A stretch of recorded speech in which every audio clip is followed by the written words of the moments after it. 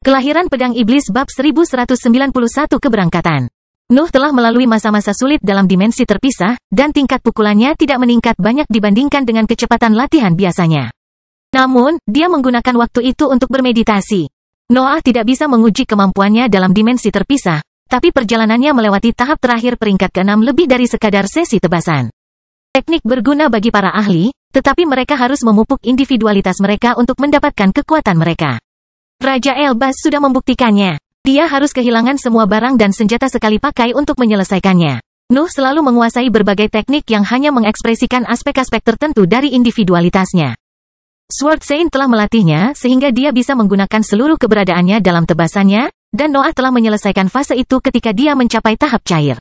Namun, itu hanyalah titik awal perjalanannya menjadi seorang undang-undang. Kini seluruh keberadaannya ada di satu tempat, ia harus mengembangkannya hingga memperoleh makna yang sebenarnya. Noah memiliki teknik yang lebih kuat dari keberadaannya di masa lalu.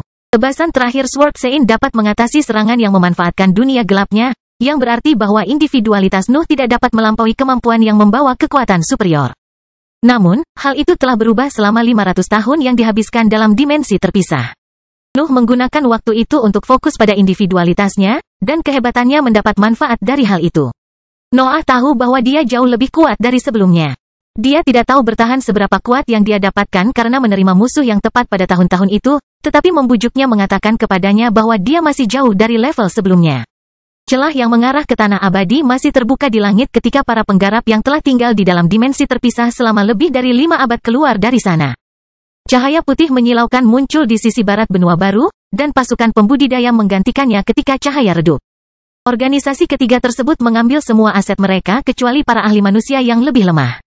Noah menatap ke laut sejenak sebelum memusatkan perhatian pada retakan putih yang mengeluarkan aura sambutan. Dia merasakan kekuatan tarik yang mencoba memancingnya untuk memasukinya, namun pikirannya segera menghilangkan pengaruh itu. Fakta bahwa retakan itu masih terbuka berarti Raja Elbaz belum meninggalkan tanah fana tersebut. Namun, Nuh tidak mempedulikan hal itu. Bahkan jika perasaannya datang dari rasa hormat yang sederhana terhadap keberadaan berbakat lainnya, dia mempercayai kerajaan. Nuh tidak ragu-ragu dan memimpin pasukan menuju permukaan. Sedikit keraguan memenuhi kedua matriark dan petinggi lainnya, tapi mereka mengikuti Nuh tanpa menyuarakan keluhan apapun. Ketika sekelompok besar ahli keluar dari laut dan menatap benua baru, mereka tidak bisa menahan diri untuk tidak berkata-kata. Raja Elbaz telah membakar hampir setiap wilayah ketika dia kembali dari realitas terpisah. Seluruh tanah telah menjadi tidak lebih dari tanah terlantar yang hangus karena pengaruh energinya yang lebih tinggi. Namun, pemandangan yang menyambut baik aset ketiga organisasi tersebut adalah kebalikan dari apa yang mereka ingat tentang benua baru. Padang rumput yang luas dan banyak tanaman ajaib memenuhi pandangan mereka. Raungan binatang ajaib bergema di permukaan, membuatnya mengeluarkan suasana yang hidup. Medannya memiliki banyak celah besar, tapi sudah tidak mati lagi. Bahkan wilayah tengah telah pulih sepenuhnya.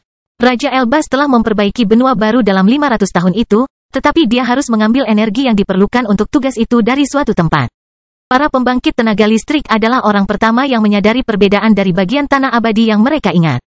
Benua baru ini pada awalnya dipenuhi dengan nafas dan tidak dapat dihuni oleh manusia penggarap, namun daratan tersebut memancarkan kekuatan yang lebih lemah sekarang. Nafas di udara tidak sepadat sebelumnya, dan bahkan tanah pun mengandung lebih sedikit energi. Seolah-olah Raja Elbaz telah mengorbankan kualitas daratan tersebut untuk memulihkan keadaannya.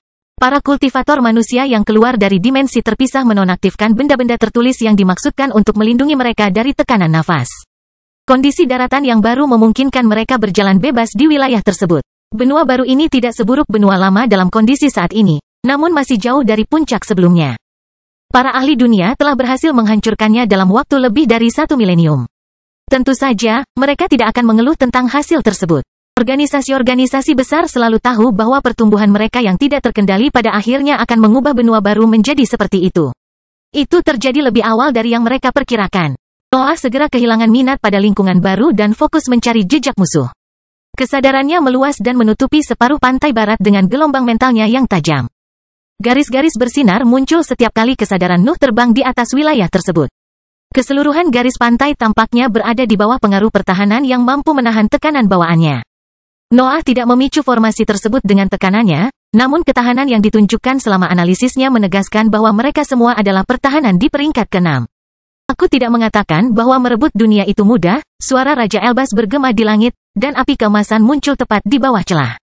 Nyala api memadat hingga berbentuk Raja Elbas.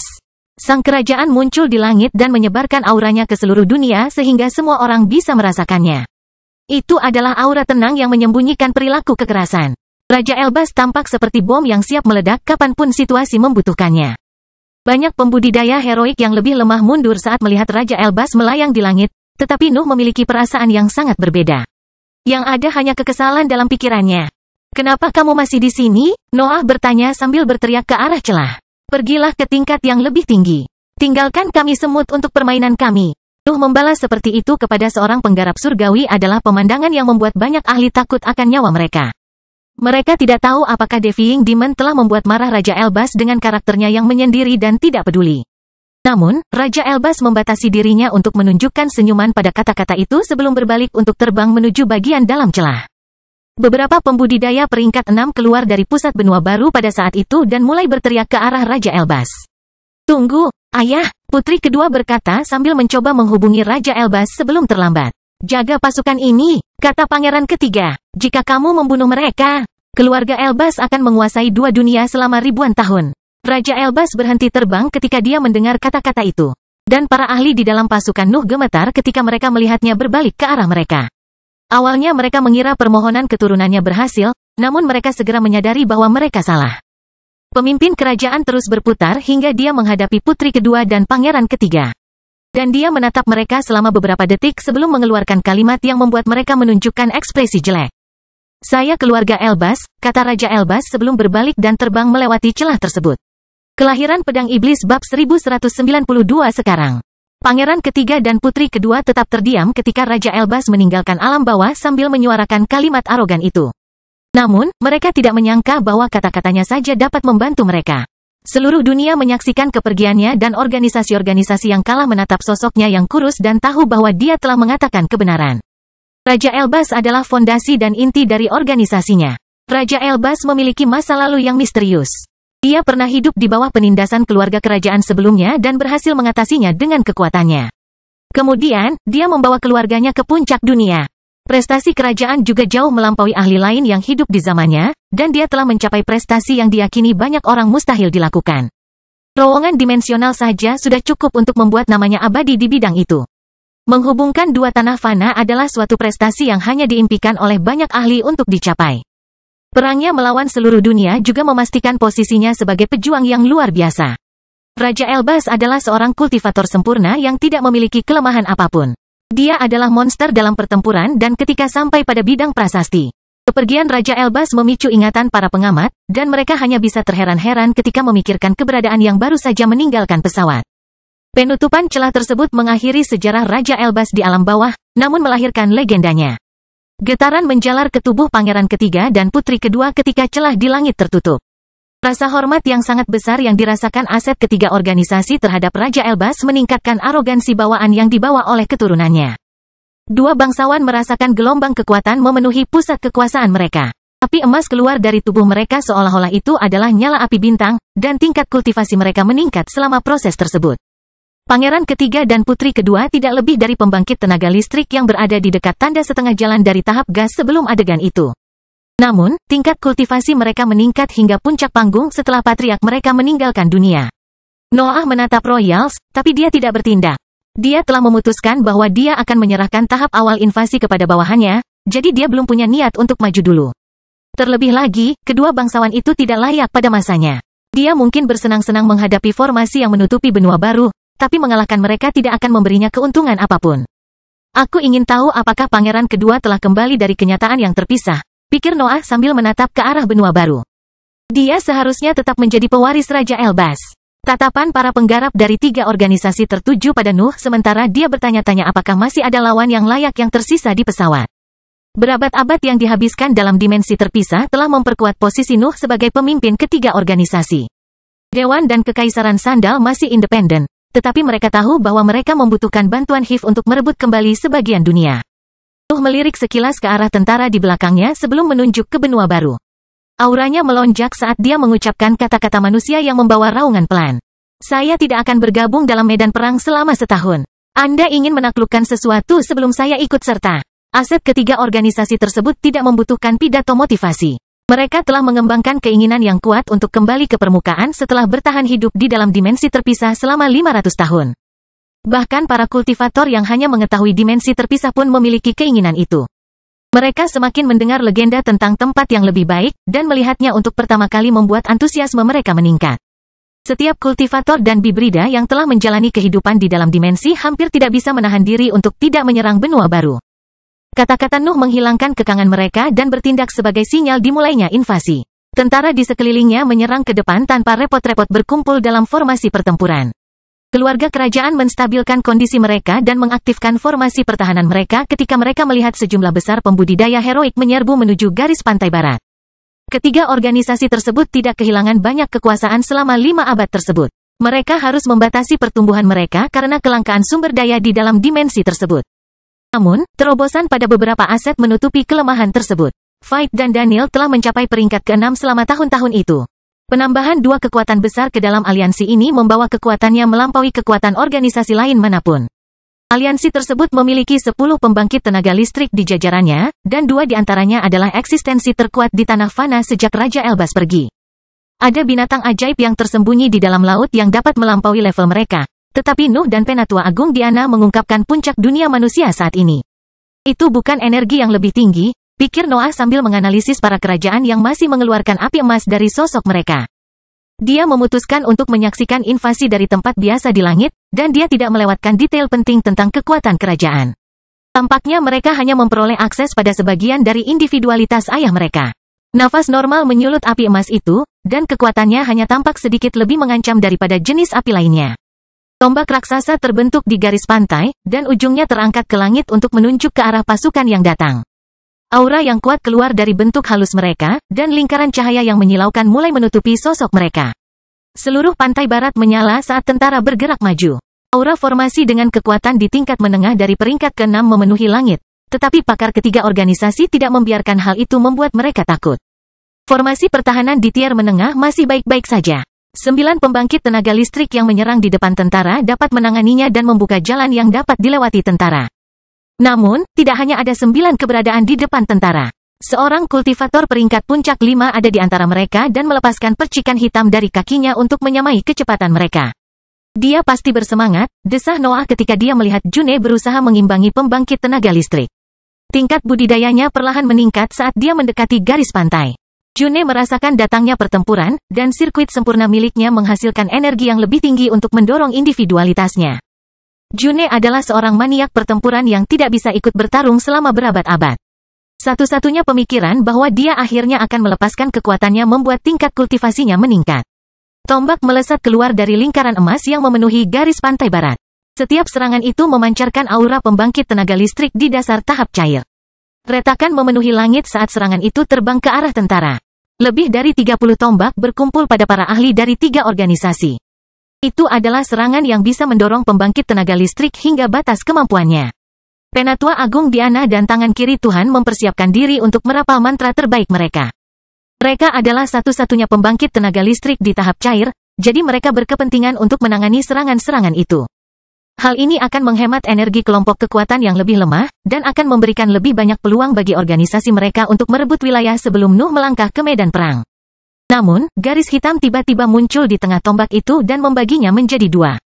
Tidak ada celah yang menyebar dari serangan baru itu, namun para matriark menghentikan serangan mereka untuk melirik ke arah pembangkit tenaga listrik yang telah memutuskan untuk tetap tinggal. 1 tahun dimulai dari sekarang, Noah mengungkapkan senyuman dingin ketika para matriark memusatkan perhatian padanya. Tindakannya mengingatkan mereka yang berada di puncak rantai komando. Kelahiran Pedang Iblis bab 1193 pendaratan. Rasa dingin menjalar ke punggung para royal ketika mereka melihat tombak itu dipotong menjadi 2. Serangan-serangan itu kehilangan kekuatan dan lenyapnya menjadi awan energi emas. Pangeran ketiga dan putri kedua mengingat dengan baik kehebatan Nuh. Mereka telah menyaksikan tekadnya ketika dia menaklukkan kota pasar ilahi, dan mereka telah mendengar tentang prestasinya selama pertempuran melawan Raja Elbas. Noah adalah monster, tapi dia punya kelemahan fatal, dia masih terlalu muda. Kecakapan pertarungannya di masa lalu sudah merupakan keajaiban bagi seseorang di levelnya. Namun, kekuatan saat ini tampak tidak terbatas. Para royal melihat bagaimana Noah bahkan tidak perlu bergerak untuk menangkis serangan formasi pertahanan mereka. 500 tahun yang dihabiskan di dalam dimensi terpisah telah memberikan kekurangan karena pertumbuhannya yang cepat. Dia sekarang telah mempunyai kekuatan untuk menjadikan potensi sebenarnya. Penatua Agung Diana dan tangan kiri Tuhan juga merasa takjub. Mereka belum pernah melihat Nuh beraksi selama 500 tahun terakhir, tetapi dikelilingi mereka selalu mengatakan kepada mereka bahwa ia berkembang dengan sangat cepat. Namun, mereka tidak mengira levelnya akan mencapai itu. Para matriark telah memahami bagaimana Nuh merawat tombak-tombak itu, namun kejadian tersebut masih mengejutkan mereka. Para matriark tidak menatap Nuh terlalu lama. Mereka segera kembali untuk bergabung kembali dengan pembangkit tenaga listrik yang terus terbang menuju garis pantai. Mereka memiliki misi penting yang harus diselesaikan dalam invasi itu. Para matriark harus mengamankan wilayah sebanyak mungkin sebelum Nuh memutuskan untuk bergabung dalam medan perang. Sebagai pemimpin Hiv, Noah memegang kendali penuh atas organisasi terkuat di dunia. Dia juga merupakan salah satu makhluk paling kuat di alam itu, dan hanya Tetua Agung Diana yang menjadi tandingannya. Dewan dan Kekaisaran Sandal tidak bisa menentang keinginan Hiv bahkan jika mereka bergabung. Jadi mereka harus membangun kembali diri mereka di benua baru sebelum mereka bisa mengatakan apapun tentang hal itu. Nuh sadar akan hal itu. Keputusannya untuk menunda keikutsertaannya di medan perang adalah hadiah yang jujur kepada organisasi yang telah berperang melawan Raja Elbas di sekitarnya. Ada alasan lain juga, anak buah Noah perlu bertarung, dan dia tidak ingin menghalangi kesempatan mereka untuk mendapatkan pengalaman pertempuran yang penting. Nuh lebih suka meninggalkan mereka sendirian untuk sementara waktu. Bagaimanapun, keluarga Elbas tidak akan jatuh hanya dalam 1 tahun. Pertahanannya saja sudah cukup untuk membuatnya bertahan lebih dari 1 dekade. Formasi pertahanan melancarkan serangan lain tepat sebelum kelompok besar berhasil mencapai pantai benua baru. Ombak emas terbang ke arah mereka, tetapi mereka semua menghadapinya tanpa rasa takut. Para iblis, Penatua Regina, dan Penatua Julia menangani sebagian besar dari mereka dengan mengerahkan beberapa teknik terkuat mereka. Tombak tersebut bisa menandingi mantra pembangkit tenaga listrik panggung cair di bagian bawah panggung, tetapi mereka memiliki kekuatan terbatas dan struktur halus. Kurangnya pengguna juga mempengaruhi strukturnya. Individualitas Flying Demon membuat bunga tumbuh di mana-mana di langit. Mereka mengeluarkan aura aneh yang membekukan udara dan memperlambat gerak tombak. Dreaming Demon membuka kesadarannya dan membuat gelombang mentalnya meresap ke dalam struktur tombak emas. Tujuannya adalah untuk melemahkan struktur mereka sehingga pembangkit tenaga listrik tahap gas pun dapat merawat mereka. Penatua Julia dan Penatua Regina mendukung iblis dengan mantra yang memiliki efek luas. Penatua Julia meluncurkan gelombang besar tebasan angin yang menghantam tombak yang lemah dan tertahan. Pada saat yang sama, Penatua Regina memanggil pasukan boneka untuk melindungi kelompok tersebut dari sisa kekuatan formasi. Tombak-tombak tersebut berjuang untuk menembus serangan-serangan itu, namun pembangkit tenaga listrik telah memfokuskan kelemahan struktural mereka. Teknik yang hanya berupa kumpulan energi mudah dihancurkan jika suatu kelompok memiliki akses ke berbagai jenis mantra. Seperti yang diharapkan, pikir Noah sambil memeriksa medan perang. Harganya cukup murah. Noah awalnya merasa terkejut saat melihat formasi menutupi seluruh pantai barat, tapi dia tidak percaya bahwa formasi tersebut bisa mengeluarkan kekuatan yang terlalu besar.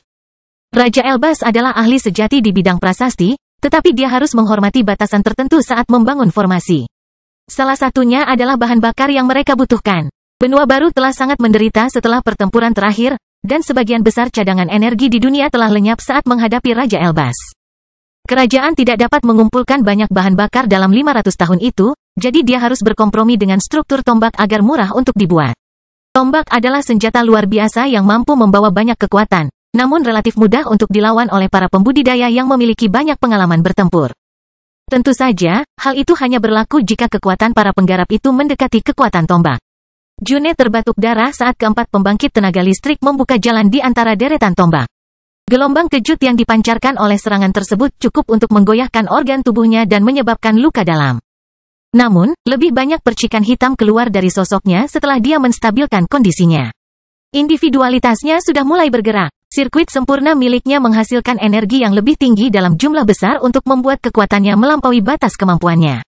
Ketika tiba di bulan Juni, melampaui batas kemampuannya berarti peningkatan tingkat kultivasinya. Dia tetap berada di puncak peringkat kelima untuk waktu yang lama, tetapi kekuatannya tampaknya akan mengambil langkah terakhir setelah dia menderita luka-luka itu. Para matriark mengejar kelompok pembangkit tenaga listrik dan melampaui mereka untuk menginjakkan kaki di benua baru. Aura mereka kemudian menyebar ke seluruh garis pantai dan mulai memusnahkan setiap garis bersinar yang mereka temukan. Badai terbentuk di garis pantai dan sambaran petir tebal terbang tinggi di langit menciptakan kumpulan bunga api yang melepaskan sambaran petir yang lebih kecil ke permukaan. Pembangkit tenaga listrik lainnya merasa terpaksa berhenti ketika mereka melihat pemandangan itu. Mereka berhasil menahan serangan sebelumnya karena kelemahannya, tapi mereka tidak bisa melakukan apapun melawan mantra Matriarch. Hanya June yang terus terbang maju. Wajahnya menjadi pucat, dan darah terus mengalir keluar dari mulutnya saat gelombang kejut yang mengalir deras di lingkungan melukainya. Awan percikan hitam terbentuk dan hancur di sekelilingnya. June tampak di ambang kehancuran, tapi dia berusaha melewati gelombang kejut dan tetap mendarat di daratan. Energi yang dilepaskan oleh mantra para Matriarch bahkan lebih kuat lagi di tempat itu. Luka terbuka di kulit June, dan darah memercik dari luka itu karena pengaruh gelombang kejut tersebut. Namun, June tetap tenang. Yang ada hanya tekad dalam ekspresinya. Para Matriarch dan kelompok besar lainnya mulai mengkhawatirkan kesejahteraannya pada saat itu. Mereka samar-samar memahami bagaimana hubungannya dengan Noah, tetapi mereka tidak ingin melihatnya mati. Dia masih kekasih Noah. Tidak ada yang tahu apa yang akan dia lakukan jika dia mati karena mantra para Matriarch. Tidak masalah bahwa bergabung dengan medan perang itu adalah kesalahannya sejak awal. Para ibu pemimpin dan kelompok besar tidak dapat membayangkan bahwa June melakukan itu dengan sengaja. Sirkuit sempurna miliknya menghasilkan percikan api terus-menerus, dan pada akhirnya struktur energinya yang lebih tinggi tidak cocok untuk tingkat kekuatan baru yang dicapainya. Pusat kekuasaan June perlahan mengambil langkah terakhir yang memisahkannya dari peringkat ke-6. Mereka mulai maju tepat di depan semua orang. Kelahiran Pedang Iblis bab 1194 kehancuran. Getaran melanda bulan Juni setiap kali gelombang kejut menghantamnya. Dia batuk darah hampir secara berirama saat kejang memenuhi tubuhnya. Tetap saja, jenis gelombang kejut yang berbeda keluar dari tubuhnya setelah pusat kekuatan mulai naik ke peringkat ke-6. Detak jantung mulai melonjak di area tersebut, dan percikan apinya meluas setiap kali terjadi pemukulan. Para Matriarch mengaktifkan perlindungan mereka ketika mereka melihat bahwa June tidak bisa mengendalikan perluasan energinya yang lebih tinggi. Namun percikan apinya mulai berkumpul kembali di sisi ancaman sebelum mencapai mereka. Percikan hitam kembali ke dalam tubuh June, dan dia mengejang saat semua energi terkumpul di dalam sirkuit sempurna miliknya. Lingkaran oranye memenuhi area di sekelilingnya, dan gelombang kejut menyebar setiap kali jantungnya berdetak. Detak jantung pertama menghancurkan beberapa helai rumput yang selamat dari mantra Matriarch. Detak jantung kedua memenuhi tanah sekitar bulan Juni dengan retakan. Yang ketiga mempengaruhi langit, menciptakan retakan kecil yang menyebabkan tirai pada kainnya. Pada detak jantung keempat, aura bulan Juni melonjak, dan serangkaian sambaran petir hitam yang kacau keluar dari sosoknya. Aura June menjadi lebih kuat, dan segera menembus peringkat ke-6. Kekuatannya melonjak, dan energinya yang lebih tinggi menjadi liar saat dia melepaskan niat bertarung yang dia rasa terpaksa ditekan. Rambutnya berkibar tertiup angin yang dia ciptakan dengan meluncurkan sambaran petir yang tebal itu. Garis-garis emas runtuh setiap kali serangan kekerasannya mengenai prasasti di area tersebut. Bahkan jika June tidak melakukannya dengan sengaja, dia membantu para Matriarch mengurus formasi yang menciptakan tombak emas. Teropsan bulan Juni menimbulkan badai petir di wilayah pantai barat. Baut-bautnya terbang ke segala arah dan tanpa sasaran tertentu, sehingga teman-temannya harus menangkisnya setiap kali mereka menemukan salah satu dari mereka mendekatnya. Para Matriarch memanggil perisai sambil terus menembakkan mantra yang telah mereka luncurkan menuju prasasti, namun pembangkit tenaga listrik lainnya melakukannya sedikit lebih keras. Tangan kiri Tuhan dan Penatua Agung Diana memiliki akses ke nafas cair, tetapi pembangkit tenaga listrik lainnya hanya dalam tahap gas. Individualitas mereka sangat kuat, tetapi nafas mereka tidak dapat menandingi energi June yang lebih tinggi. Bahkan jika tingkat kultivasinya lebih rendah dari rekan-rekannya, energi bulan Juni yang lebih tinggi jauh lebih padat dan dapat menghasilkan kekuatan yang jauh lebih besar. Lingkaran cahaya putih mulai mengelilingi sosok Daniel. Baut petir yang masuk ke dalam mantra pertahanannya terbelah menjadi petir oranye dan hitam sebelum menghilang di dalam cahaya. Fight perlu memanggil perisai air berbentuk bola yang menyelimuti sosoknya untuk melindunginya dari sambaran petir.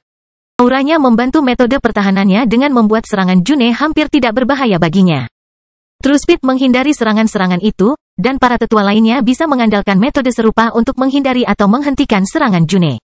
Satu-satunya yang harus mundur adalah Scully karena gelombang mentalnya tidak cocok dengan sambaran petir yang padat itu. Detak jantung June terus bergema di sepanjang pantai, dan kekuatannya pun melonjak seiring dengan itu. Lebih banyak percikan hitam keluar dari sosoknya, dan seluruh area segera menjadi berantakan. "Tenang!" teriak Penatua Agung Diana. "Kamu menghalangi yang lain." Penatua Agung Diana tidak memiliki kekuasaan politik apapun selama bulan Juni, tetapi dia tampaknya mendengarkan kata-kata para ibu pemimpin. Tubuh June segera berhenti mengeluarkan percikan api secara acak, namun intensitas auranya tetap meningkat. Namun detak jantungnya berhenti. June berusaha menahan diri. Dia tidak ingin menghancurkan daerah itu dengan pengaruhnya. Setelah June menghentikan badai petir, pembangkit tenaga listrik lainnya berhasil mendarat di benua baru dan memulai operasi pembersihan mereka. Tidak ada yang memutuskan atau memerintahkan hal itu, tetapi setiap kelompok besar tahu bahwa mereka harus mengurus formasi pertahanan terlebih dahulu. Mereka tidak bisa meninggalkan tombak itu di tangan keluarga Elbas meskipun struktur halusnya membuatnya mudah untuk dilawan. Para pembangkit tenaga listrik membagi bagian-bagian pantai barat di antara mereka sendiri. Daniel mengambil bagian selatan, di mana padang rumput menggantikan gurun yang memenuhi wilayah itu. Dia melambaikan tangannya, dan lingkaran cahaya putih muncul dari tanah dan mengembun di antara formasi. Dalam waktu kurang dari beberapa detik, Daniel menghancurkan formasi tersebut dan membersihkan area tersebut. Tangan kiri Tuhan dan Penatua Agung Diana terus melepaskan mantra mereka sebelumnya untuk menghadapi formasi. Mereka mengurus wilayah tengah dan mencakup wilayah terluas di antara kelompok. Aset-aset yang lebih lemah mengandalkan kemampuan terkuat mereka untuk menjaga garis-garis cemerlang tersebut. Mereka menjaga wilayah yang tersisa, dan mereka juga tetap berkelompok untuk menghindari akibat negatif yang tidak terduga. Hanya Iblis, Penatua Julia, dan Penatua Regina yang tidak bergabung dalam operasi pembersihan besar-besaran itu. Formasi tersebut terus meluncurkan tombak meskipun mereka mengarah ke pantai, jadi mereka perlu memblokir tombak yang menargetkan rekan mereka. June mengeluarkan tombak emas dari cincin luar angkasanya. Suara mendengung keluar dari senjata panjang itu, dan serangkaian garis menggali permukaannya untuk menciptakan pola linier. Dia tidak memiliki banyak kesempatan untuk menggunakan senjata hidupnya karena dia hanyalah salah satu dari banyak aset yang lebih lemah melawan Raja Elbas. Namun, dia bisa mengeluarkan kekuatan sebenarnya sekarang. Senjatanya adalah item kuasi peringkat 6. Sekarang June adalah pembangkit tenaga listrik, dia dapat meningkatkan efisiensinya hingga batasnya dan memanfaatkan prasasti yang telah dia tambahkan di atas karya Noah. June adalah seorang ahli di bidang formasi. Buku yang dia ambil dari dimensi sandal telah mengajarinya banyak hal. Dia bahkan telah memodifikasi beberapa metode yang tercatat di sana. Percikan hitam mengalir di dalam tombak dan terkumpul di dalam garis yang digali oleh Nuh. Suara mendengung semakin kuat pada saat itu, tapi June tidak puas dengan kekuatan sebesar itu. Lebih banyak percikan hitam keluar dari tubuhnya mengalir ke dalam senjata hidupnya. Tombak itu tampaknya tidak mampu menahan energinya di beberapa titik, namun tulisan muncul di atasnya untuk meningkatkan kapasitas penyimpanannya. June mengarahkan tombaknya ke sisi utara garis pantai. Daerah tersebut masih kosong karena pembangkit tenaga listrik yang lebih lemah telah memulai operasi pembersihan dari sudut daratan, sehingga dia bisa mengerahkan seluruh kemampuannya. Tombak itu mengeluarkan lingkaran cahaya oranye yang menyilaukan, dan detak jantung June kembali bergema di area tersebut. Kemudian, pada detak jantung ketiga, gelombang energi gelap keluar dari senjatanya dan menciptakan sinar yang menjangkau jauh di kejauhan. Terlebih lagi, serangan tersebut terus aktif selama June memiliki cukup bahan bakar untuk dimasukkan ke dalam senjatanya. Dia hanya perlu memiringkan tombaknya beberapa kali untuk membersihkan separuh wilayah dalam beberapa menit. Formasi pertahanan di garis pantai tidak dapat bertahan dari serangan gabungan dari pembangkit tenaga listrik. Mereka tidak memiliki siapapun yang melindungi mereka, sehingga mereka hanya bisa hancur di bawah kekuatan penjajah. Para penjajah tampaknya akan menaklukkan wilayah pertama mereka tepat setelah dimulainya perang. Itu bisa menjadi prestasi luar biasa yang tentunya akan mendongkrak moral para pasukan yang belum pernah terjun ke medan perang. Namun, cahaya keemasan segera muncul dari tanah pantai yang rusak dan mulai memperbaiki prasasti tersebut. Bahkan jika pembangkit tenaga listrik terus melepaskan mantranya, lingkaran cahaya memperbaiki setengah dari formasi. Kelahiran Pedang Iblis Bab 1195 Medan Perang. Ketahanan formasi keluarga Elbas adalah sesuatu yang dipelajari Hif setelah banyak serangan terhadap wilayah kekuasaan kerajaan. Mereka telah menemukan prasasti yang mampu memperbaiki garis-garis yang bersinar, yang membuat pertahanan mereka sangat sulit untuk dihadapi. Namun, jumlah kekuatan yang ditampilkan oleh aset yang keluar dari dimensi terpisah sangatlah besar. Kedua ibu pemimpin itu tidak dapat dihentikan. Mantra mereka hampir dapat menutupi seluruh wilayah dan menghancurkan formasi apapun di permukaannya dalam hitungan menit. Pembangkit tenaga listrik lainnya juga tidak lemah, tetapi mereka membutuhkan lebih banyak waktu untuk menangani perlindungan tersebut. Fight bahkan tidak mahir dalam mantra menyerang. Dia memiliki serangan rata-rata untuk pembangkit tenaga listrik di levelnya, tapi kualitas utamanya adalah intensitasnya yang tidak bisa ditembus. Namun, keluarga Elbas tidak memiliki cadangan energi yang besar, sehingga tidak dapat menjaga cahaya penyembuhan tetap aktif dalam waktu yang lama. Penghancuran formasi pertahanan yang tiada henti di pantai barat menghabiskan banyak energi yang terkumpul di area tersebut. Bahkan prasasti di wilayah pedalaman akan rusak jika cadangan tersebut hilang. Pangeran ketiga dan putri kedua hanya bisa mengaktifkan lebih banyak pertahanan di depan pertunjukan kekuatan seperti itu. Daerah dekat pantai barat menyala, dan berbagai formasi terlihat di permukaannya. Para pembangkit tenaga listrik harus menghadapi formasi yang berbeda karena mereka memutuskan untuk menyebarkan upaya mereka ke seluruh pantai barat. Serangkaian raksasa emas muncul di wilayah sebelah Elder Agung Diana dan mulai berjalan ke arahnya. Mereka semua memancarkan aura di bagian bawah tingkat menengah dan memegang tombak panjang yang menyebarkan api di sekitar titik. Sebuah dinding yang terbuat dari rune muncul dari wilayah sebelah tangan kiri Tuhan. Mereka kembali ke arah sang matriark dan mulai mengumpulkan energi setelah mereka semua menunjuk ke arah yang tepat. Boneka dengan berbagai ukuran muncul di sebelah fight. Mereka berjalan melintasi langit sambil jejak api keemasan keluar dari kaki mereka. Penatua Julia harus berhadapan dengan pasukan Bibrida yang diperbudak, dan Penatua Regina menemukan serangkaian gelombang merah melonjak dari daerah terdekat dan meluncur ke arahnya. Scully melihat banyak tanaman ajaib tumbuh di sekitarnya di bawah pengaruh beberapa prasasti.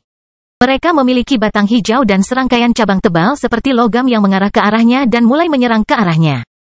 Bangunan besar muncul dari dalam tanah di suatu wilayah sekitar bulan Juni. Mereka muncul sebagai bangunan dengan serangkaian rune di sisinya, namun efeknya tidak jelas. Flying Demon dan Dreaming Demon menyaksikan bagaimana tanah di wilayah di sebelah mereka melonjak hingga membentuk monster besar berwarna kuning tua. Makhluk itu memiliki dua lengan yang agak mirip manusia, tapi tubuhnya bulat, dan retakan besar menyebar di pangkalnya seolah-olah itu adalah mulut raksasa. Lebih banyak boneka muncul di dekat True Speed. Mereka berbeda dengan yang terbentuk di wilayah dekat Fight. Lawan-lawannya memiliki bentuk yang berbeda-beda dan mengeluarkan api, sementara lawannya tampak seperti ksatria lapis baja sederhana. Penatua Laura harus menghadapi sesuatu yang mirip dengan cambuk terhadap Penatua Regina.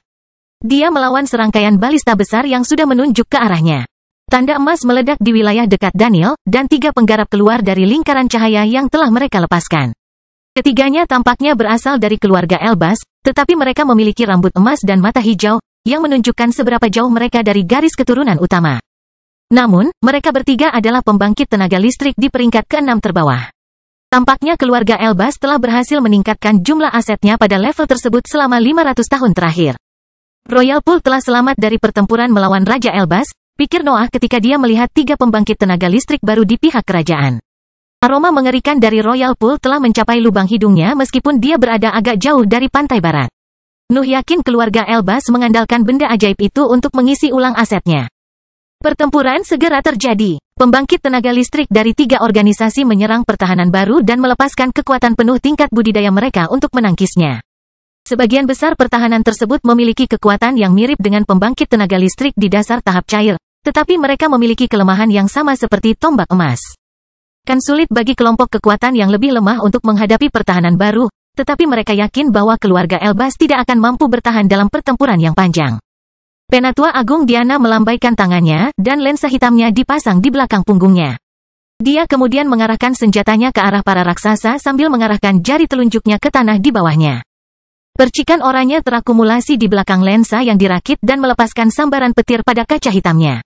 Kekuatan yang terkandung dalam mantra Penatua Agung Diana meroket setelah serangannya keluar dari senjatanya, dan 3 baut besar menghantam para raksasa bahkan sebelum mereka sempat bereaksi. Kilatan petir lainnya keluar dari jari-jarinya. Mereka tidak sebesar yang diperkuat oleh senjata tertulisnya, tapi itu lebih dari cukup untuk menghadapi formasi yang menciptakan tombak emas. Sang matriark tidak ingin menghentikan serangannya di pantai barat. Dia memiliki cara untuk memaksimalkan penipisan energi di pihak musuh, jadi dia menggunakan sebagian besar kekuatannya untuk menjaga kedua formasi tersebut. Tangan kiri Tuhan melakukan hal yang sama. Dia telah memahami situasi keluarga Elbas, jadi dia mengandalkan badai besar dan serangan tajam untuk menghancurkan wilayah di sekitarnya dan menjaga pancaran rune yang mulai diluncurkan. Angin kencang bertiup dari belakangnya dan menabrak dinding rune bersama dengan tornado yang dia ciptakan. Beberapa di antaranya berbentuk anak panah besar ketika dia perlu menghancurkan inti formasi tersebut. Banyak pembangkit tenaga listrik lainnya tidak dapat menangani formasi baru dan garis yang menciptakan tombak emas pada saat yang bersamaan. Mereka membutuhkan keseluruhan tingkat kultivasi mereka untuk menghadapi pertahanan di tingkat menengah dari peringkat ke-6. True Speed sepenuhnya mengabaikan pantai barat saat percikan kuning mulai mengalir di kakinya. Dia menyerbu ke arah boneka-boneka itu sambil meninggalkan jejak retakan di langit yang tertutup dalam beberapa detik. Salah satu tendangannya bisa membuat boneka hancur meskipun armor mereka menyerap sebagian petir yang dilepaskan dari serangannya. Kekuatannya tidak terlalu besar, tapi dia bisa menghadapi pasukan itu meskipun tingkat kultivasinya membuatnya tidak cocok untuk jenis pertempuran itu. Scully juga telah meninggalkan pantai, dan gelombang mentalnya memenuhi langit saat dia mencoba menghentikan cabang-cabang logam agar tidak berkumpul di tempatnya. Tanaman ajaib di sekitarnya terus tumbuh. Tetapi pembangkit tenaga listrik fokus pada peningkatan jumlah angin kencang yang terkondensasi di medan perang. Fight melompat tepat di antara tentara yang menyerangnya dan melepaskan individualitasnya. Boneka-boneka itu mencoba menyerangnya, tapi kemampuan berapi-api mereka tidak sebanding dengan bola biru yang muncul di sekitar sosoknya. Perisainya tidak kuat, tapi individualitas Fight membuat semua serangan berubah arah dan menyebar menjadi energi di dalam pertahanannya. Kelahiran Pedang Iblis bab 1196 energi. Daniel berada dalam situasi yang sama dengan kelompok kekuatan yang lebih lemah. Dia sudah lebih kuat dari rata-rata keberatan di tahap gas peringkat ke-6, tetapi lawannya cukup menyebalkan. Dia melawan 2 pria dan 1 wanita di peringkat terbawah ke-6. Daniel tidak bisa fokus pada prasasti yang menghasilkan tombak emas ketika dia sibuk dengan pertempuran di level itu. Lingkaran putih menyebar dari sosok Daniel dan menutupi sebagian besar langit saat dia menyerang lawan-lawannya. Yang ketiga, pembangkit tenaga listrik mengeluarkan serangkaian item pertahanan sebelum mengerahkan berbagai mantra yang menyatu ke arah Daniel. Gelombang api biru, makhluk mirip burung yang terbuat dari logam abu-abu, dan 3 pilar besar terbang ke arah Daniel. Mereka memasuki lingkaran cahaya putih yang meluas dan mencoba berkumpul di penggarap di tengahnya. Namun, individualitas Daniel menerjemahkan serangan itu dan mengubahnya menjadi tidak lebih dari nafas. Bahkan aura para bangsawan lenyap dari energi itu di bawah pengaruh lingkaran cahaya putih. Cahaya putih kemudian berubah. Permukaannya menjadi tidak stabil karena air keluar dari bentuk bolanya. Suaranya melesat ke segala arah dan menyanyikan segala sesuatu yang disentuhnya. Setiap prasasti yang diterangi oleh cahaya Daniel lenyap, dan intensitas tenaga listrik hancur ketika individualitasnya mencapai mereka. Keluarga kerajaan telah menerapkan metode pemeliharaan yang biasa dilakukan keluarga Elbas. Mereka mengenakan baju besi emas, lingkaran cahaya emas mengelilingi sosok mereka, dan tanda menutupi kulit mereka. Perlindungan mereka tidak berada pada tingkat pangeran dan putri, namun mereka masih mencapai puncak kekuasaan di tingkat yang lebih rendah. Namun, individualitas Daniel mengubah mereka menjadi bahan mentah dan potongan logam. Terlebih lagi, cahaya yang menembus pertahanan telah mengubah potongan kulit mereka menjadi jaringan yang tergeletak. Ceritakan muncul di tempat-tempat itu di bawah pemeriksaan pembangkit tenaga listrik yang terkejut, dan mereka tidak bisa menahan diri untuk mundur ketika mereka memahami betapa berbahayanya Daniel. Daniel tidak begitu mengesankan seperti Nuh dalam hal kecakapan bertarungnya, tapi dia juga memiliki salah satu bakat yang paling langka. Banyaknya peristiwa dalam hidupnya dan pertumbuhannya di dalam HIV telah membuatnya mampu menghadapi pembangkit tenaga listrik tahap gas puncak bahkan jika ia baru berada di peringkat ke-6 selama beberapa abad. June dapat menjaga garis pantai dan bangunan yang muncul dari wilayah terdekat. Dia tidak melakukan itu dengan sengaja atau, lebih tepatnya, melepaskan kekuatannya akan mempengaruhi tombak emas itu, jadi dia tidak perlu fokus pada tombak itu. Percikan hitam menutupi sosoknya dan menyebar ke lingkungan hingga melahirkan badai petir yang keras.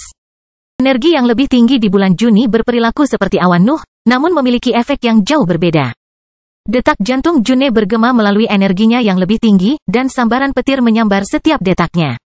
Jumlah serangan bahkan meningkat saat June tetap mengaktifkan kemampuannya. Tombak emas masih dalam genggamannya, dan sebagian dari percikan hitam mengalir di dalamnya untuk mempersiapkan serangan berikutnya. June hanya perlu mengarahkannya ke struktur yang mulai bergerak ke arahnya untuk melepaskan gelombang energi hitam. Tanda di sisi struktur menyala ketika serangan June mendarat di atasnya. Serangkaian garis bersinar muncul di bangunan dan mengaktifkan kemampuan formasi tersebut. Pusaran air emas muncul di atas rune sementara June terus mengarahkan tombaknya ke struktur pertama.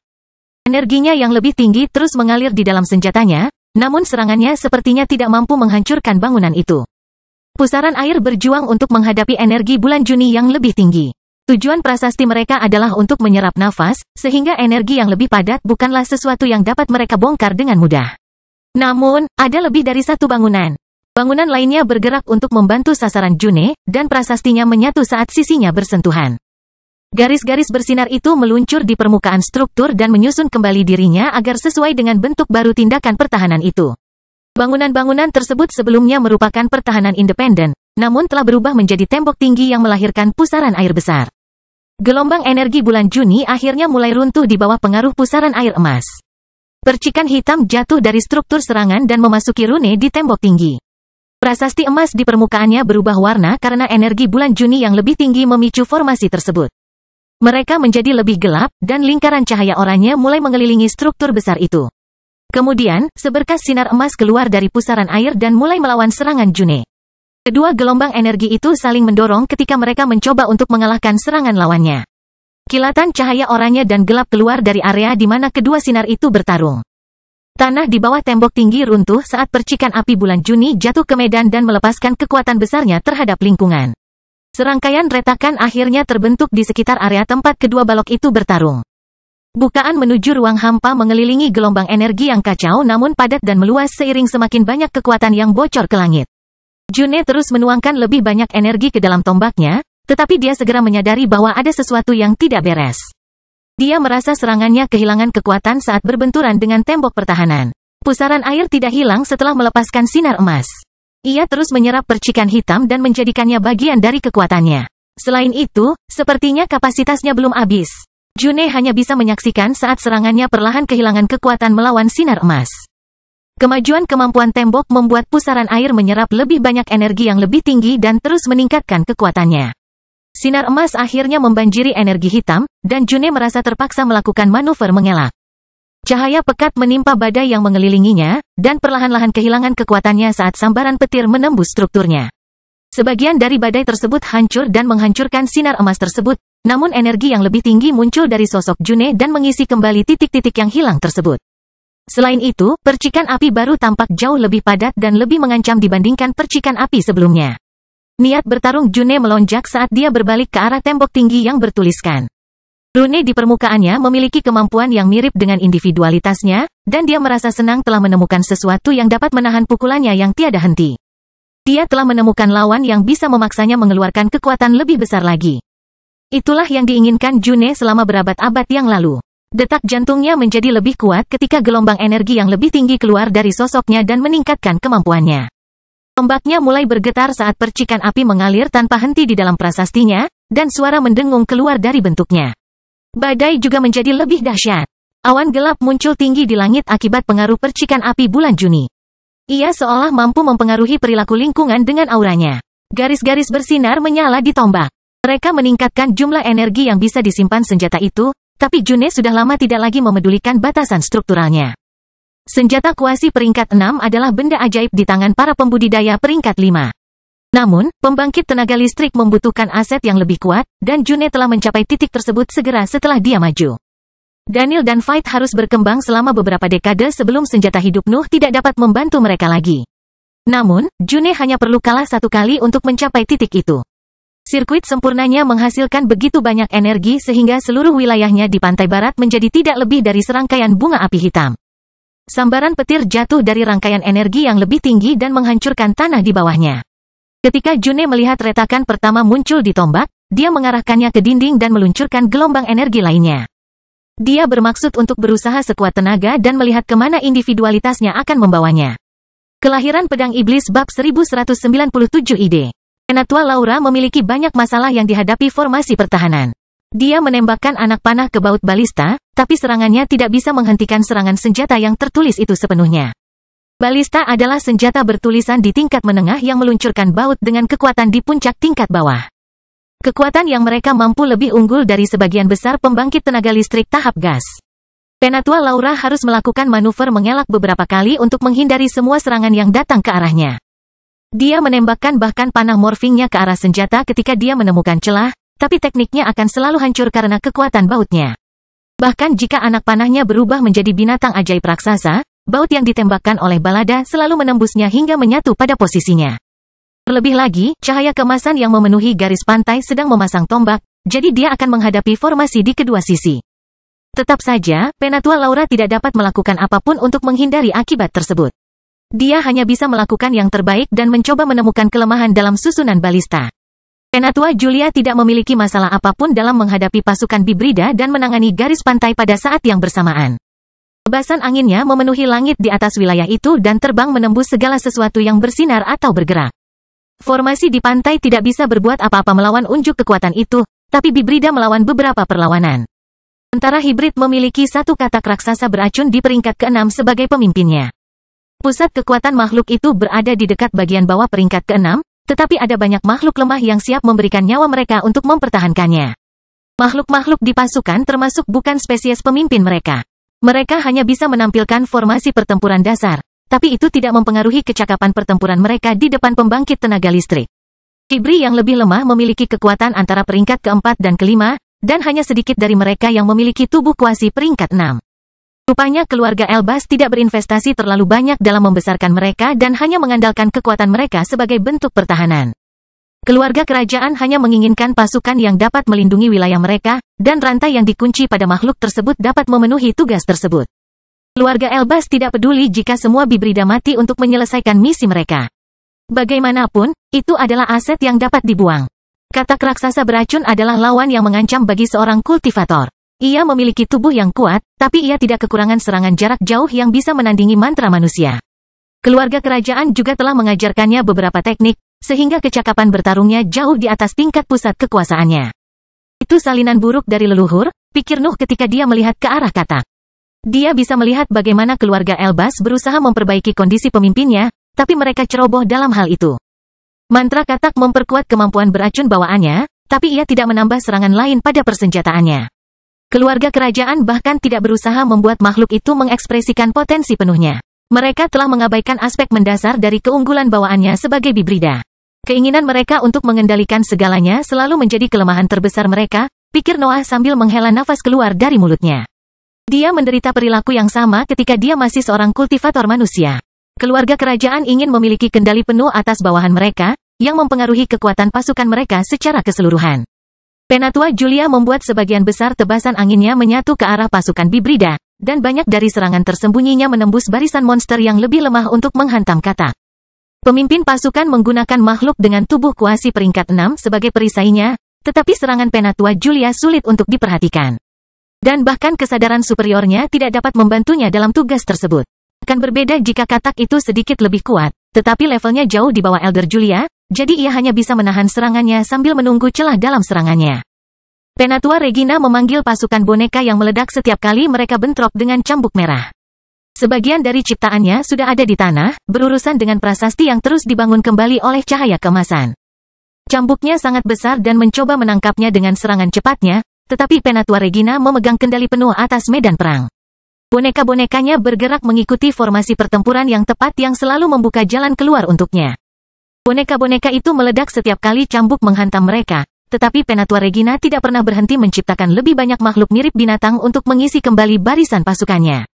Gaya bertarung itu menghabiskan nafas miliknya dengan cepat, tapi dia tidak peduli selama dia berhasil menimbulkan beberapa kerusakan pada cambuk merah.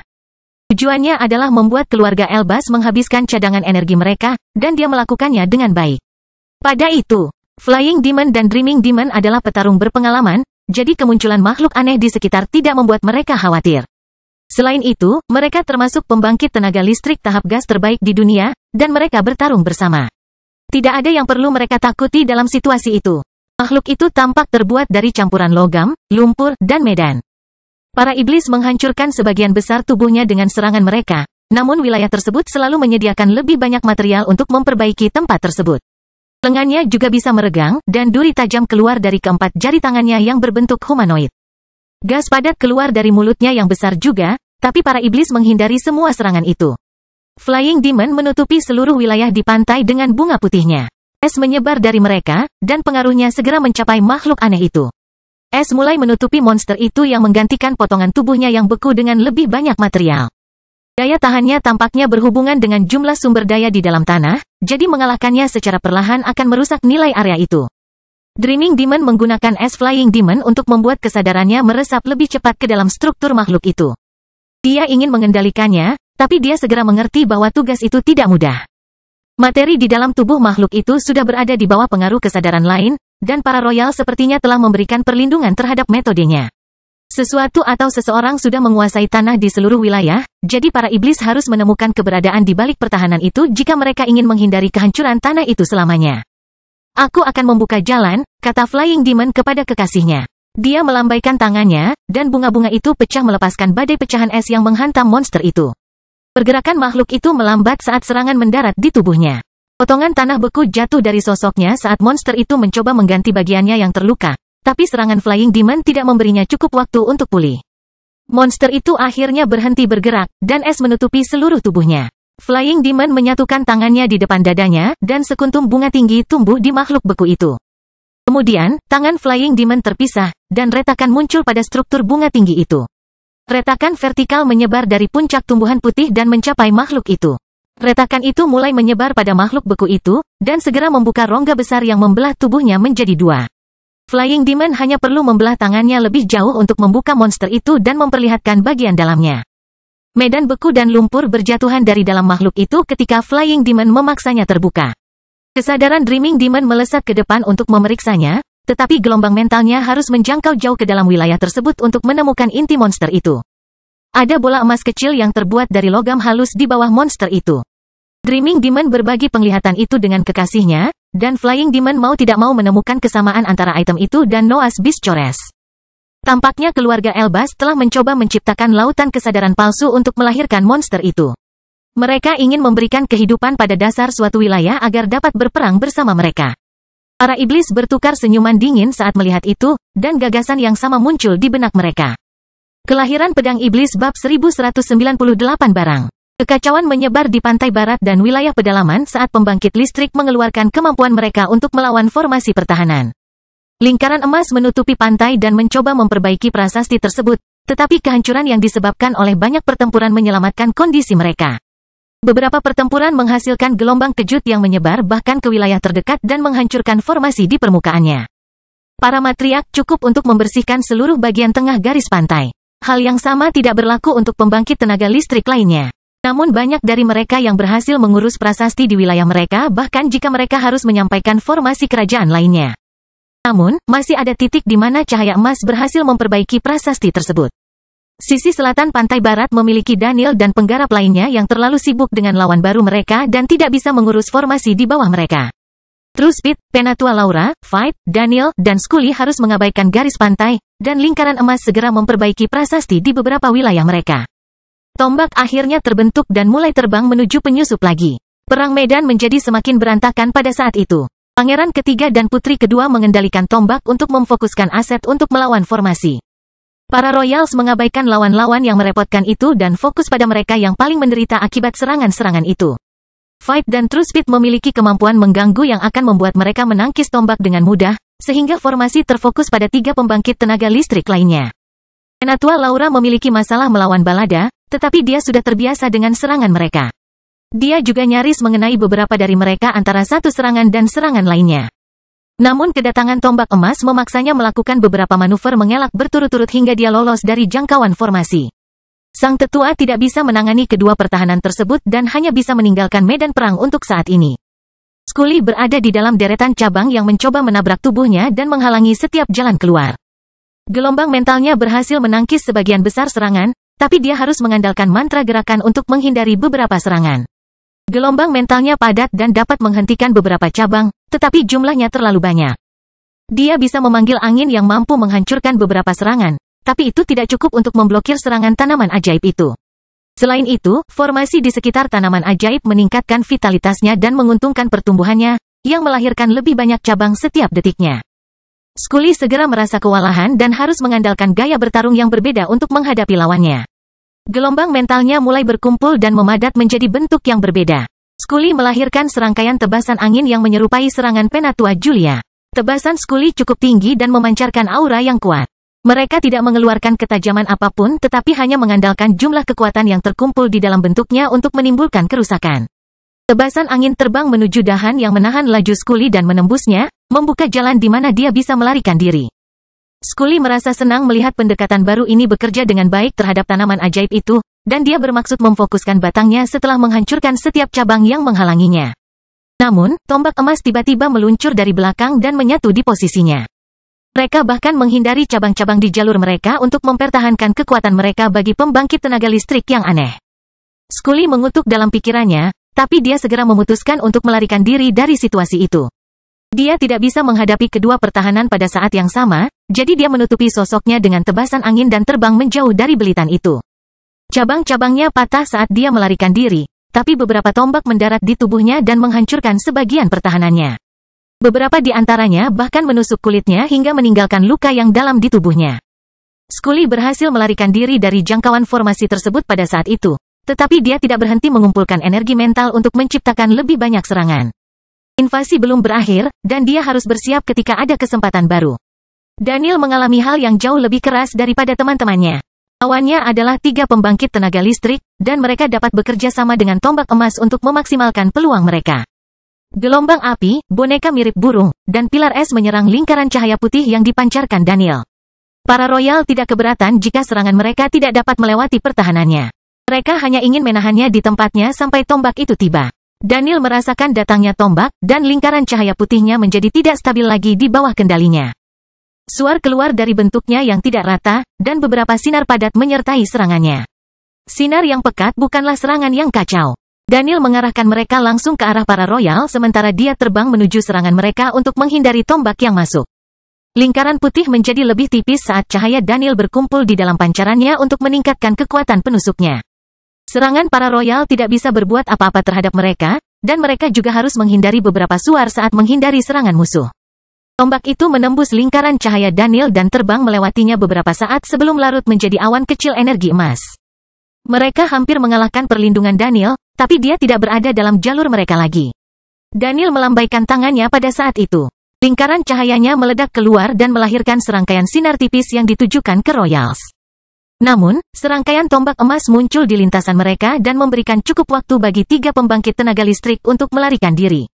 The Royals tidak menyia-nyiakan kesempatan itu. Daniel tidak berdaya, jadi mereka bisa berharap untuk menimbulkan kerusakan jika mereka melancarkan serangan terbaik mereka. Bakat air royal menciptakan serangkaian pilar yang menyatu di posisi Daniel. Mereka meninggalkan jejak es saat mengepungnya dan mencoba menjebaknya dalam struktur seperti sangkar. Royal Aptitude Bumi memanggil pasukan boneka mirip burung yang terbang melalui jeruji sangkar dan memaksa Daniel untuk fokus pada mereka. Dia tidak bisa melepaskan lingkaran cahaya putih lagi dengan begitu banyak makhluk yang membuatnya sibuk. Bakat api royal menutupi seluruh area dengan api biru yang tidak mempengaruhi es yang diciptakan oleh rekannya. Daniel mau tidak mau menderita luka dalam situasi itu. Esnya tidak menjadi masalah, tapi burung-burung itu menjengkelkan untuk dihadapi karena struktur logamnya kokoh. Selain itu, api biru tidak melukai mereka dan hanya berdampak pada Daniel. Sinar putih keluar dari kulit Daniel dan menghentikan sebagian besar serangan. Nyala api lenyap karena pengaruh individualitasnya, tetapi burung-burung itu menembus kulitnya sebelum larut menjadi energi. Nyala api terus berkobar, dan masih banyak boneka mirip burung yang mengepungnya. Terlebih lagi, sangkar tersebut mulai mengeluarkan getaran aneh yang menekan perluasan cahaya Daniel. 3 pembangkit tenaga listrik berhasil menekannya, dan mereka punya waktu untuk melancarkan lebih banyak serangan saat dia mencoba membebaskan dirinya. Semakin banyak tombak emas yang lepas dari tanah dan terbang ke arahnya juga, jadi dia harus melakukan sesuatu untuk menghindari cedera yang lebih parah. Daniel tidak ragu-ragu begitu kesadarannya menyadari ancaman di sekitarnya. Sebuah lambang muncul di tangannya, dan lingkaran cahaya putih menyilaukan menyebar dari sosoknya. Cahayanya tidak berhenti meluas hingga menyelimuti langit di atas bagian selatan pantai barat. Kelahiran Pedang Iblis bab 1199 bergulir. Daniel mengandalkan benda sucinya segera setelah situasinya menjadi terlalu sulit untuk ditangani dengan kekuatannya saat ini. Dia tahu bahwa invasi baru saja dimulai, jadi dia tidak keberatan menggunakan alat terbaiknya untuk keluar dari batasan tersebut. Cahaya putih membuat segalanya lenyap. Sangkar, api biru, dan boneka mirip burung menghilang tanpa meninggalkan jejak apapun. Keluarga kerajaan bahkan mundur di depan pertunjukan kekuatan seperti itu. Tombak emas tidak melepaskan energi apapun saat cahaya putih menyelimutinya. Benda suci Daniel melenyapkan keberadaan mereka, namun tidak mencapai prasasti di garis pantai. Daniel mendapat waktu untuk bernapas, tetapi situasinya tidak berubah. 3 pembangkit tenaga listrik masih mengincarnya, dan formasi pertahanan telah kembali menciptakan tombak. Melarikan diri tampaknya menjadi pilihan terbaik dalam situasi tersebut. Para penyerbu tidak perlu menaklukkan keseluruhan garis pantai dalam serangan pertama mereka, jadi mundur bukanlah hasil yang buruk. Daniel tidak membuat formasi pertahanan menghabiskan banyak energi karena lawannya adalah kultivator, namun menyibukkan mereka telah memungkinkan rekan-rekannya untuk mengurus tugas itu. Tetap saja, dia belum mau mundur. Ada kultivator lain yang berada dalam situasi yang sama, dan dia bisa bergabung dengan mereka untuk mengeksploitasi kelemahan pertahanan kerajaan. Daerah-daerah tersebut mempunyai pertahanan yang berbeda-beda, dan tampaknya mereka hanya mampu mempengaruhi wilayah di sekitarnya. Formasinya tidak memiliki jangkauan yang bagus, jadi Daniel bisa menggunakan fitur itu untuk keuntungannya setelah dia berkumpul kembali dengan beberapa temannya. Dia bahkan bisa memilih wilayah di dekat matriark agar pertarungannya lebih mudah. 2 pembangkit tenaga listrik tahap cair akan mengurus satu sisi medan perang untuknya. Namun, ketika Daniel memeriksa situasi di garis pantai, dia menemukan bahwa para iblis telah menerapkan strategi yang membuat dia dan semua orang yang memeriksa kejadian tersebut tercengang. Flying Demon dan Dreaming Demon telah membelah monster itu menjadi 2 dan menemukan intinya. Tetapi sebuah ide muncul di benak mereka ketika mereka melihat bahwa bola emas itu menyerupai inti binatang Nuh. Dreaming Demon adalah seorang ahli yang mampu mempengaruhi hukum di dalam masalah dengan gelombang mentalnya, dan dia bahkan bisa mengendalikan makhluk lain dengan individualitasnya. Hal yang sama berlaku untuk lautan kesadaran palsu. Mereka bahkan lebih mudah untuk ditaklukkan olehnya. Ketika Daniel mundur ke udara untuk menatap pantai barat secara keseluruhan, dia melihat para iblis duduk di atas monster lumpur yang menyerang dengan ceroboh ke daerah terdekat. Dreaming Demon mengendalikan monster itu untuk menyerang garis pantai dan menghancurkan prasasti yang coba dipulihkan oleh cahaya keemasan. Tujuan mereka adalah menggunakan makhluk itu untuk menghancurkan tombak berkali-kali hingga cadangan energi keluarga Elbas lenyap.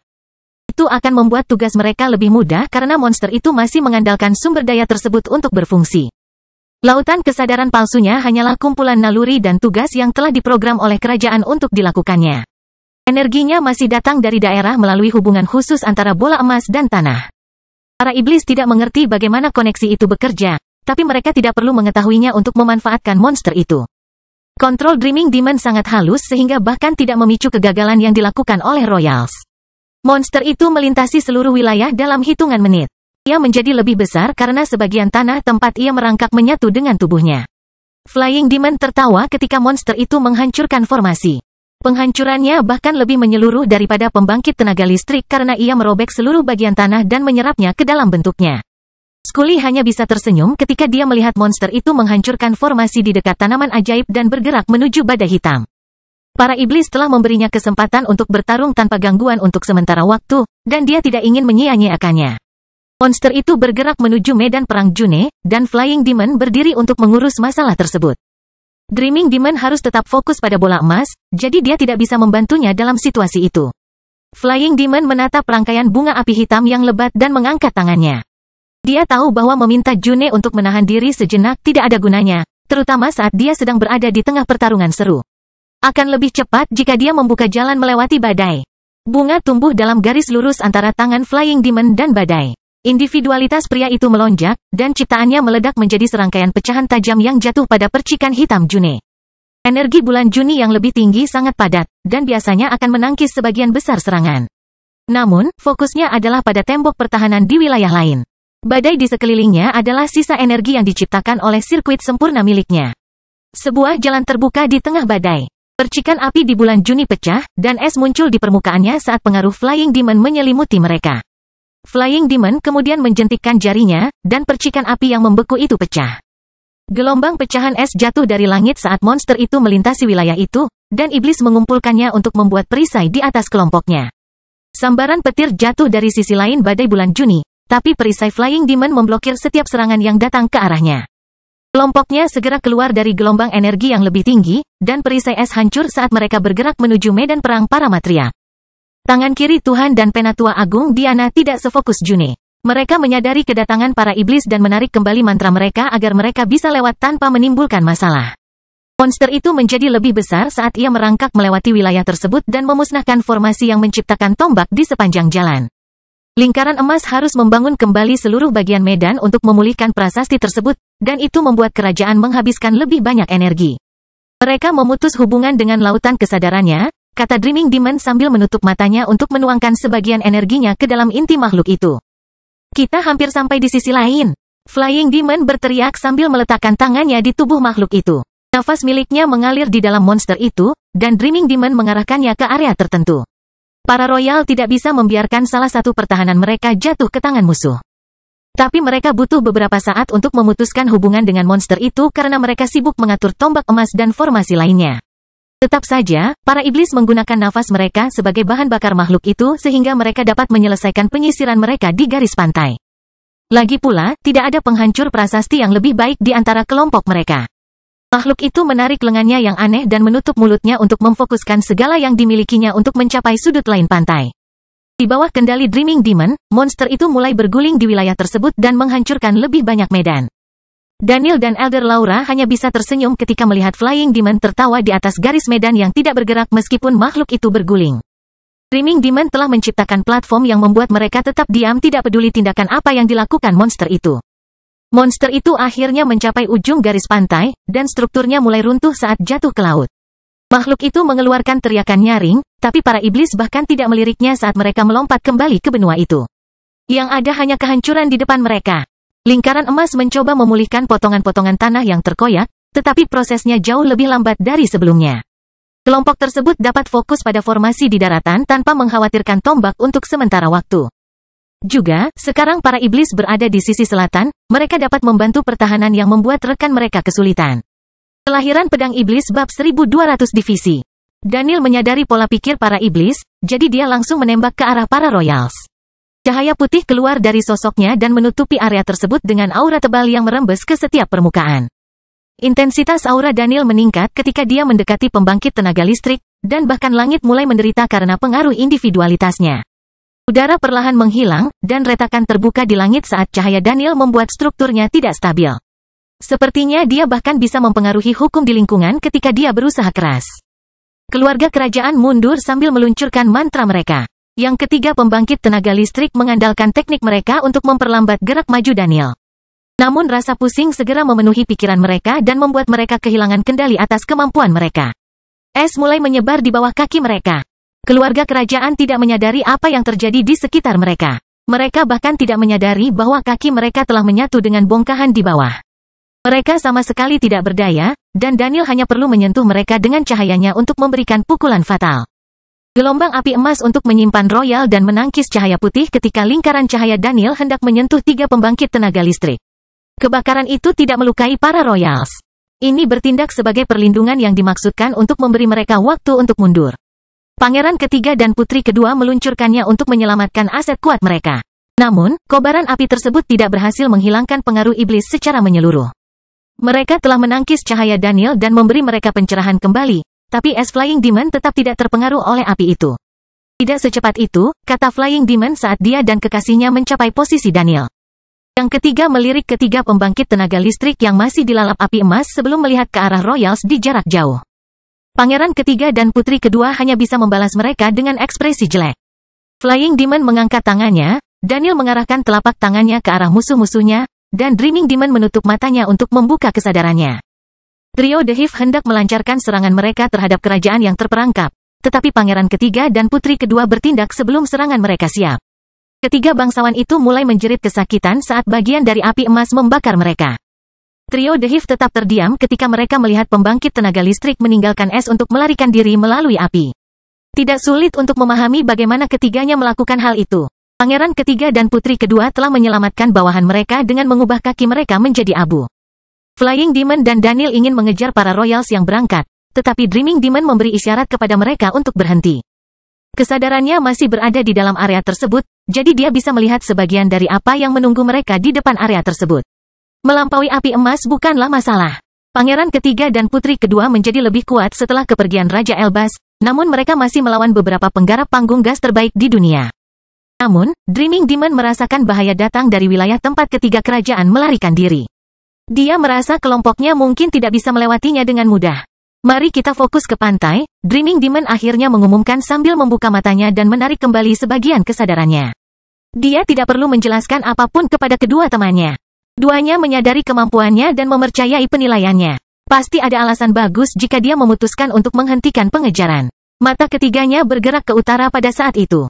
Serangan monster itu telah membantu semua medan perang, namun para kultivator masih berjuang untuk mengalahkan formasi pertahanan. Masing-masing satu, kata Dreaming Demon sebelum terbang menuju wilayah True Speed. Flying Demon mengedipkan mata pada Daniel sebelum terbang menuju medan perang Penatua Laura, dan yang terakhir berpura-pura tidak memahami gerakannya ketika dia menatap pertarungan yang tersisa. Hanya ada Fight yang membantu di sisi pantai itu, jadi Daniel terbang ke arahnya. Begitu bala bantuan tiba, situasi di medan perang tersebut berubah total. True Speed terus menghancurkan boneka lapis baja sejak awal invasi. Para royal bahkan menghindari untuk mengincarnya dengan tombak emas karena teknik gerakannya terlalu sulit untuk dihadapi. Ahli dari kerajaan sandal akan melarikan diri. Menggunakan tombak emas untuk melawannya adalah pemborosan sumber daya. True Speed tidak berhasil menghancurkan banyak boneka. Dia harus menggunakan seluruh kekuatan fisiknya untuk membuat salah satu dari mereka hancur, tetapi mereka menggunakan formasi pertempuran yang seringkali membatasi seberapa sering dia bisa menyerang. Terlebih lagi, boneka-boneka tersebut mulai melawan kekuatan fisiknya dengan merakit lebih banyak baju besi. Mereka hanya perlu mengumpulkan material dari golem yang hancur untuk membuat golem yang lebih baik. True Speed terus bertarung bahkan dalam situasi seperti itu. Dia tidak peduli jika dia sekarang membutuhkan 2 atau 3 pukulan untuk menghadapi boneka itu. Dia akan tetap berada di medan perang karena organisasinya membutuhkan usahanya. Kaisaran Sandal adalah yang terlemah di antara kekuatan dunia, dan pertumbuhannya juga lebih buruk. Baik Hive maupun Dewan telah menyaksikan para penggarap naik ke peringkat pembangkit tenaga listrik bahkan jika mereka bertiga telah berbagi isolasi selama berabad-abad di dalam dimensi terpisah. Bahkan keluarga Elbas berhasil menghasilkan lebih banyak pembangkit tenaga listrik. Metode yang digunakan kerajaan tidaklah ortodoks, tapi hal itu tetap tidak membenarkan rendahnya pertumbuhan kekaisaran. Truspit hanya bisa percaya bahwa kerajaan sandal mempunyai fondasi yang cacat pada saat itu. Dia tidak tahu apakah pengaruh sandal ada hubungannya dengan hal itu, tapi dia perlu memberikan organisasinya rumah jika dia ingin menemukan dan memperbaiki kekurangan tersebut. Itu sebabnya dia tidak bisa meninggalkan medan perang apapun yang terjadi. Dia harus merebut wilayah di mana kekaisaran bisa makmur dan meningkatkan pola pikirnya sebagai sebuah organisasi. Boneka-boneka itu tiba-tiba berhenti bergerak ketika Dreaming Demon mencapai medan perang Truspit. Kultivator dari kekaisaran ingin mengeluh ketika dia merasakannya, tapi dia memutuskan untuk tetap diam. Tidak perlu membicarakan siapa yang akan memiliki wilayah itu jika mereka ingin bekerja sama. Prioritasnya adalah menangkapnya. Dreaming Demon meliriknya sebelum mengangguk dan menutup matanya. Dia paham bahwa Truspit tidak akan keberatan jika mereka berdua bertarung bersama, jadi dia memutuskan untuk sadar. Kesadarannya menyebar ke lingkungan dan meresap ke dalam struktur boneka. Tetap saja, mereka cukup kuat untuk menghalangi pengaruh Dreaming Demon, jadi dia fokus untuk melepaskan armor mereka. Armor boneka itu hancur. Pecahan logam jatuh ke tanah dan memperlihatkan tubuh dan kaki golem yang belum dipoles. Para Royals bahkan tidak repot-repot menyelesaikannya karena mereka harus memakai pelindung sepanjang waktu. Truspit tidak menyia-nyiakan kesempatan itu dan berlari ke depan. Boneka-boneka tersebut biasanya mencoba mengandalkan pertahanan mereka yang kuat untuk mengepungnya setelah menahan salah satu tendangannya, namun situasinya telah berubah sekarang. Boneka-boneka itu tidak berarti apa-apa baginya tanpa pelindungnya. Sebuah tendangan sudah lebih dari cukup untuk membunuh salah satu dari mereka. Truspit berlari melewati pasukan boneka dan menendang semua yang dia temukan. Dia tidak repot-repot memaksimalkan momentumnya lagi karena mereka tidak berdaya, jadi dia bisa fokus mengurus mereka secepat yang dia bisa. Setengah dari pasukan telah hancur ketika boneka-boneka itu menyadari bahwa mereka telah kehilangan baju besi mereka.